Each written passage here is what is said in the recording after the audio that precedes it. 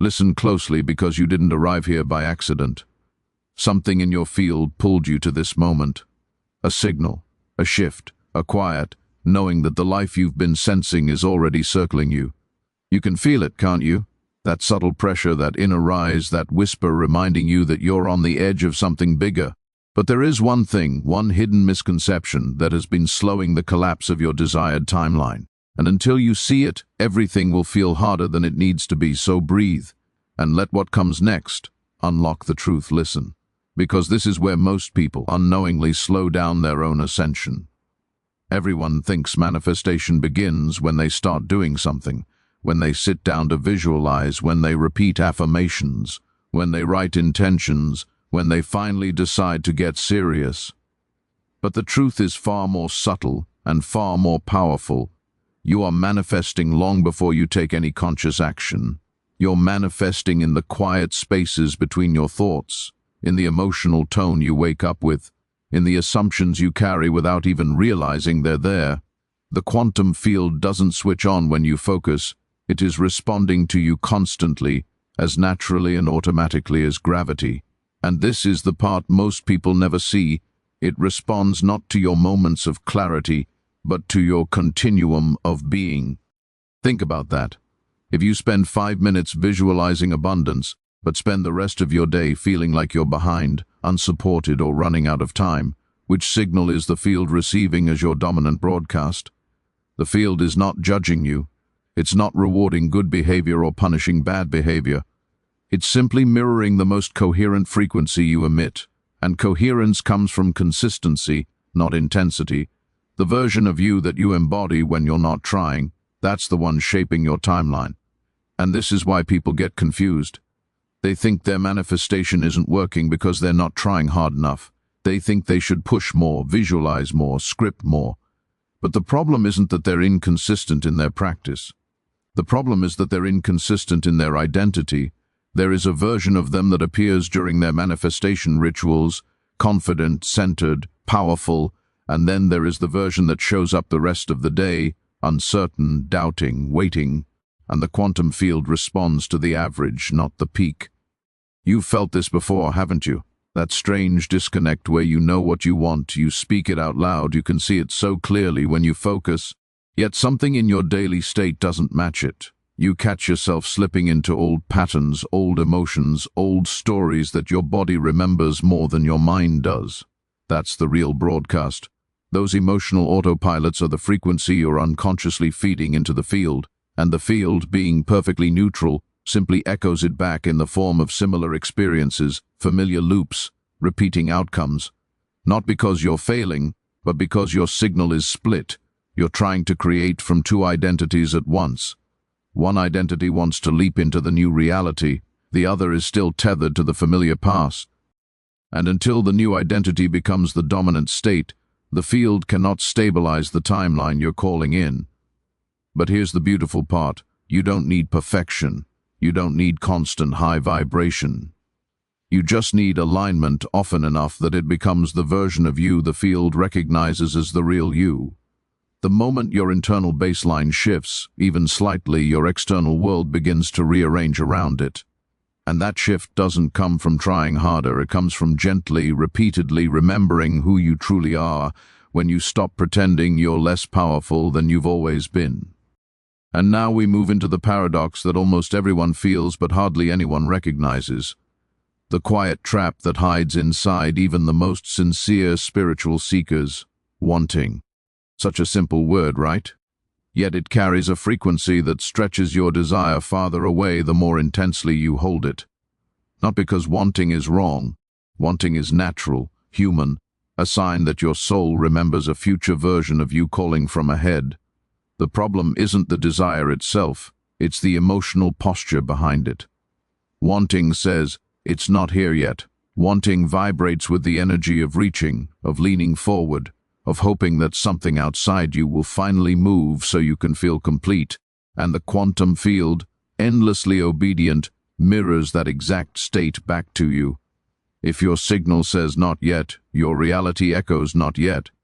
It's almost ironic, isn't it? The moment you want something deeply, you automatically place it outside of yourself.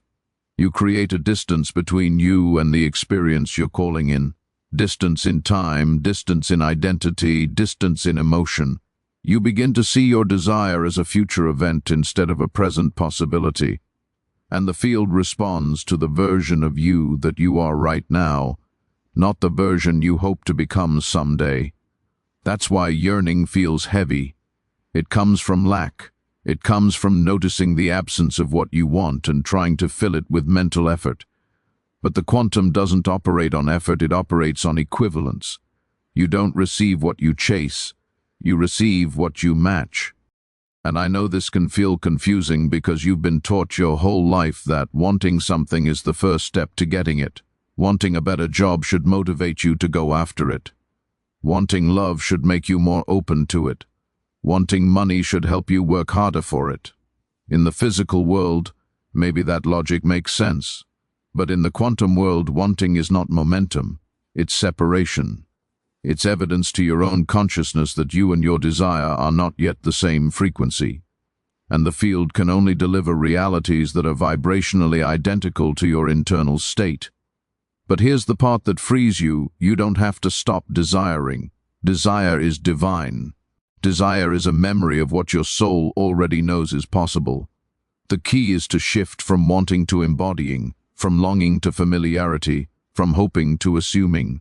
When you think about your desire, the question shouldn't be, how do I get this? But who would I be if this were already my life? Because the more you feel the desire as something natural, something that fits your nervous system, something your body recognizes, the more the field treats it as a present state instead of a future dream. You've experienced this before without realizing it.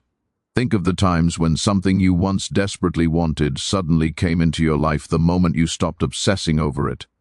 The moment you relaxed, the moment you let go. That wasn't coincidence, that was coherence. The field finally wasn't being disrupted by the frequency of longing, so it could align with the version of you that was ready to receive. And that's the paradoxical dance of manifestation. The moment you stop needing your desire is the moment you become compatible with it. Because receiving isn't about pulling reality toward you, it's about removing the emotional resistance that keeps you separate from what has always been yours. And now we arrive at the part that feels the most upside down because it contradicts everything you were taught about success, achievement, and progress. You grew up in a world that worships effort. Work harder, push more, try again, don't stop, don't rest, don't soften. But the quantum field doesn't speak the language of force, it speaks the language of frequency. And when you begin to understand this, you start to notice something almost uncomfortable. The harder you try to manifest, the more you reveal that you're not actually aligned with the reality you want. Effort becomes evidence of misalignment. It's not punishment, it's simply information, your body telling you that you haven't become the version of yourself who naturally lives in the timeline you're calling in. Because think about it, if you were already the person who had what you wanted, would you be straining, would you be forcing, would you be trying to convince yourself or the universe to deliver it? Of course not. You would be moving from a place of certainty, not desperation. You would be acting from resonance, not resistance. When something belongs to you, it flows to you. When something matches you, it stabilizes effortlessly. Effort shows up only when you believe there is a gap between you and your desire, and you're trying to bridge that gap manually. And this is where people get lost, not because they're doing something wrong, but because they misinterpret the feeling of tension as a sign of progress. They think the strain means I'm getting closer. But in the quantum world, tension means I don't fully trust this yet. Struggling to manifest is usually a sign that you're trying to change external reality without changing your internal state. You're trying to drag a future version of yourself into the present, instead of letting your present frequency elevate into that future timeline. And that's why pushing feels like swimming upstream. It's not the flow that's wrong, it's the direction you're applying energy. You have felt the difference before. Remember the moments when something aligned so easily it almost startled you? The opportunity that found you without trying. The person who appeared at the perfect moment. The idea that dropped into your awareness out of nowhere fully formed. That was alignment. That was resonance. That was the quantum field responding instantly to a coherent signal. And notice how those moments never required you to grind your way into them. They arrived when you softened, not when you forced. But here's the paradox: most people believe ease means they're not doing enough. They mistrust the very thing that indicates they're finally aligned. They sabotage their own coherence by thinking, if it's this easy, it can't be working. Yet ease is the signature of alignment. Ease is what reality feels like when you are being yourself fully, instead of trying to become someone else. Effortlessness isn't laziness. It's a sign that your frequency and your desire are no longer fighting each other. So when you feel yourself pushing, straining, or trying to prove something to yourself or to the universe, that is not a cue to try harder. It's a cue to pause, to breathe, to realign. Because manifestation isn't about forcing matter with your willpower. It's about attuning your internal world so precisely that the external world has no choice but to follow. The moment you shift from effort into coherence, the field stops resisting you and starts responding to you. And now we enter the part of the journey that most people think they understand, yet almost no one truly embodies. Thought has power, yes. Intention has power, yes.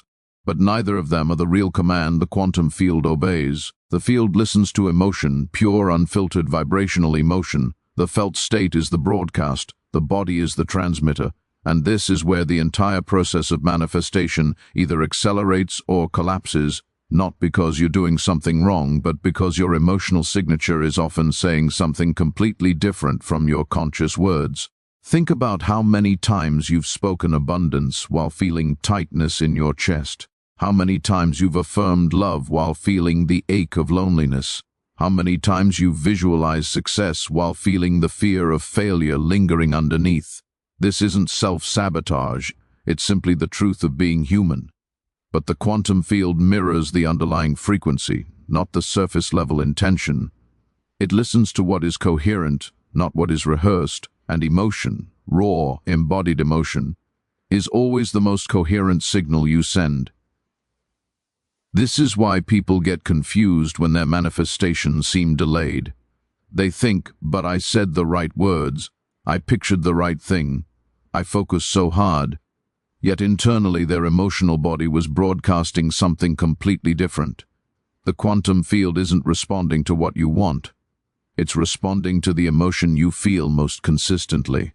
That inner feeling becomes your vibrational identity, and your vibrational identity becomes the architecture of your reality. And here's the paradox you've probably felt. The emotion you hold is often shaped more by your nervous system than your thoughts.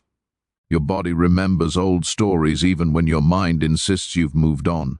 You might consciously affirm, I am worthy, but your body still echoes memories of rejection. You might consciously say, I am abundant, but your nervous system remembers the survival patterns you learned long ago. This isn't a flaw. This isn't a failure. This is simply a sign that you are evolving. And emotion is the bridge that shows you where your past still echoes inside your present. But the beauty is that emotion is also the gateway. You don't need to think harder. You need to feel differently. You don't need to visualize longer. You need to embody sooner. Because once you shift your emotional baseline, your thoughts naturally follow. Your decisions naturally shift. Your behaviors naturally realign. Emotion is the origin point of every timeline you step into. When you feel the reality you want before it arrives, the field collapses the timeline faster to match your signal. You've experienced this before in small ways. Those moments when your mood shifted and suddenly the world responded differently. When you felt confident and people treated you as if you already were who you wanted to be. When you felt grateful and life seemed to open up in unexpected ways. That wasn't coincidence, that was resonance. The field was following your emotional frequency in real time. So the true work is not to force a feeling, but to gently guide your body into states that reflect the reality you desire. To breathe into the emotion of already having. To let your nervous system soften into the timeline where your manifestation is natural, familiar, inevitable. Because the moment your emotional body believes it, the quantum field has no choice but to follow. And this brings us into one of the most profound truths in the entire manifestation journey, one that sounds simple but shakes the foundation of everything you think you know about creating your reality. You do not manifest what you say, you manifest what you are. Identity is the deepest frequency you emit, the vibrational signature beneath every thought, every emotion, every decision. And without realizing it, you are constantly telling the universe who you believe yourself to be, not through your words, but through the subtle assumptions you move through the world with. The field responds to that version of you, the one you play out unconsciously, not the one you momentarily perform when you're doing your manifestation work. Think about how often your identity contradicts your desire. You say you want abundance, but deep down you identify as someone who is still trying to become financially stable. You say you want love, but a part of your identity still feels unchosen or hard to fully see. You say you want success, but you identify as someone who's working toward it rather than someone who already embodies it. Affirmations can decorate the surface, but identity is the structure underneath, and the quantum field reads structure, not decoration. Your identity is the stabilizing frequency that the field mirrors back to you. And here's the paradox. Most people try to change their lives without ever changing the identity that creates their lives. They try to attract a new reality while still thinking of themselves as the old version.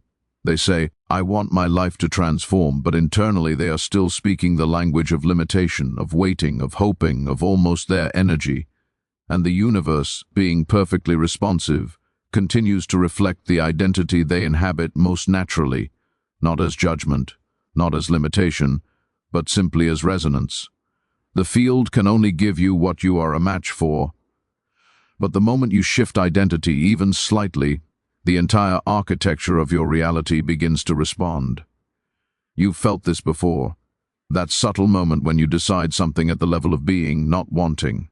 When you say, this is who I am now, and something inside you clicks, aligns, stabilizes. Suddenly your behavior changes without effort.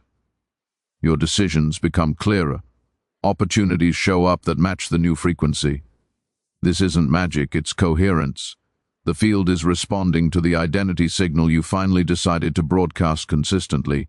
And the beautiful part is that identity is not something you need to earn. It's something you choose. People often think they need the manifestation to arrive first before they can feel like the version of themselves who has it. But it works the other way around. You become the version first, and reality rearranges itself around you. Identity precedes outcome. Being precedes receiving. That's the quantum law. So instead of asking, how do I get what I want? The real question becomes, who is the version of me who already has it? And how do they feel, act, speak, assume, and move through the world? And as you begin to embody that version, not perfectly, not aggressively, but gently, naturally, your external world begins to shift in ways that feel almost uncanny. People respond differently. Opportunities align. Synchronicities increase. Life starts meeting you at the level of the identity you have claimed. Because once your internal frequency stabilizes into a new sense of self, the quantum field has no choice but to reflect that self back to you. And now we arrive at the heart of everything, the quiet, persistent misconception that has been blocking your quantum manifestation without you ever realizing it. It hides beneath good intentions, beneath spiritual discipline, beneath the desire to improve yourself. It whispers, you need to do more. And because you've been conditioned your whole life to equate effort with achievement, you believe it. You think if you just add one more practice, one more visualization, one more meditation, one more affirmation, then finally the universe will notice you. But the truth is far more paradoxical. Every time you believe you must do more, you are unintentionally affirming that you are not yet enough. And that frequency, subtle, quiet, woven into your energy, keeps you at arm's length from the reality that is trying to reach you. Doing more is not the path. Doing more is the distraction. Doing more is the vibration of not yet, dressed in spiritual clothing. It's the frequency of someone who still believes their manifestation is outside them, waiting to be earned. And that belief alone slows down the entire collapse of the timeline. The universe doesn't need you to perform for your manifestation. It needs you to align with it, because manifestation is not transactional, it's vibrational. The quantum field is not a vending machine where the more coins you put in, coins of effort, discipline, techniques, the more likely your desire will appear. The field responds when your signal becomes undiluted, when your energy stops contradicting itself, when you are no longer both desiring and doubting at the same time. You don't need more techniques. You need fewer inner contradictions. And that's the part no one wants to admit because it feels too simple, it feels too gentle, it feels like you're not doing enough. But simplicity is not a sign of weakness. Simplicity is a sign that you've reached coherence. When your mind, heart, and identity finally agree, manifestation becomes a natural extension of your being, not a task you perform. You've seen this in your own life without realizing it. Think back to a time when something aligned effortlessly, when it dropped into your reality almost as if it had been waiting for you to stop overthinking. You weren't forcing it. You weren't micromanaging the universe. You weren't doubting or pushing. You were simply open. You were relaxed. You were receptive. And in that openness, the field moved quickly because your energy finally stopped sending mixed signals. That moment of ease wasn't luck, it was alignment. But here's the beautiful part: you don't need to abandon desire or stop wanting growth or pretend you're already perfect. You just need to shift from doing to being, from trying to allowing, from chasing to embodying. When you trust that your manifestation is already on its way, not as a wish but as a felt truth, your energy stops scattering, the signal becomes clean, and the field responds instantly to clean signals. This is the real turning point. The moment you stop trying to force your manifestation is the moment you finally match it, because the universe is not waiting for you to work harder. It's waiting for you to remember who you are. It's waiting for you to stop doubting your own power. It's waiting for you to stop performing for a reality that already exists in the quantum. The biggest misconception blocking your manifestation is thinking you need to do more. The truth is that you need to be more of yourself, the version of you who already has the life you desire. And once you settle into that identity, even softly, even imperfectly, the field begins rearranging everything around you with a speed that feels almost otherworldly. Because it was never withholding your manifestation, it was simply waiting for you to stop withholding yourself.